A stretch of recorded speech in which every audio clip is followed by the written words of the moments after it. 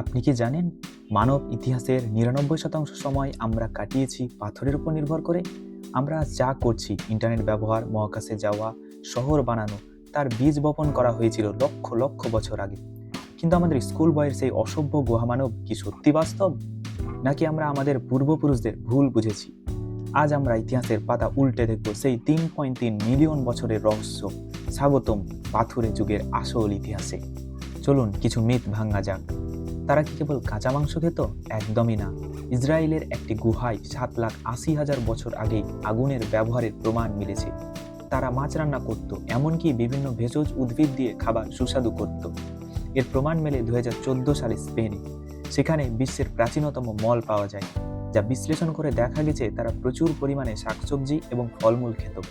তারা ছিল পুষ্টি বিজ্ঞানে আজকের তুলনায় অনেক বেশি উন্নত। আপনি কি বিশ্বাস করবেন তারা ব্রেন অপারেশন করত? ফ্রান্স এবং রাশিয়ার এমন অনেক খুলি পাওয়া গেছে যেখানে নিখুঁতভাবে ছিদ্র করা হয়েছিল, যাকে বলা হয় ট্রেপ্যানিং। আশ্চর্যের বিষয় হলো এই রোগীরা অপারেশনের পর সুস্থ হয়ে কয়েক বছর বেঁচেছিল। কোনো অ্যান্টিসেপটিক ছাড়াই তারা কিভাবে সংক্রমণ থামাতো, তা আজও বিজ্ঞানীদের কাছে এক বিস্ময়। ৪০,০০০ বছর আগে তৈরি করা ভেনাস অফ হোলফেলস মূর্তিটি প্রমাণ করে যে তাদের শিল্পবোধ এবং গাণিতিক জ্ঞান কতটা প্রখর ছিল।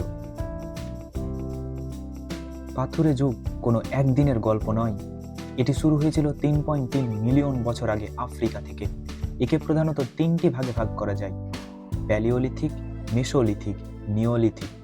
প্যালিওলিথিক প্রাচীন পাথুরে যুগ, যেখানে আমরা কেবল যাযাবর শিকারী ছিলাম। মেসোলিথিক মধ্য পাথুরে যুগ, যেখানে আমরা ছোট ছোট উন্নত হাতিয়ার বা মাইক্রোলিথ বানাতে শিখলাম। নিওলিথিক নব্য পাথুরে যুগ, যে সময় মানুষ প্রথম চাষাবাদ শুরু করলো। বিজ্ঞানীরা কেনিয়াতে ৩.৩ মিলিয়ন বছর পুরনো পাথরের সরঞ্জাম খুঁজে পেয়েছেন, যা প্রমাণ করে যে আমরা যতটা ভাবি মানুষ তার চেয়েও অনেক আগে থেকে বুদ্ধিমান ছিল। আরেকটা কোশ্চিন, তারা কি একা ছিল? না, তারা ছিল একটি সুসংগঠিত সমাজ। ইরাকের সানিদার গুহায় দেখা গেছে তারা তাদের মৃতদেহের পাশে ফুল দিয়ে শ্রদ্ধা জানাতো। এর মানে হলো তাদের মাঝে পরকাল নিয়ে আধ্যাত্মিক বিশ্বাস ছিল।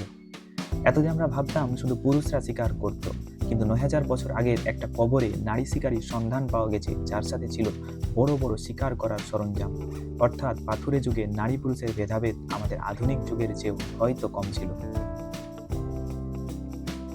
পাথুরে যুগ মানে কেবল টিকে থাকার লড়াই ছিল না, এটি ছিল মানুষের সৃজনশীলতা আর হার না মানা মানসিকতার গল্প।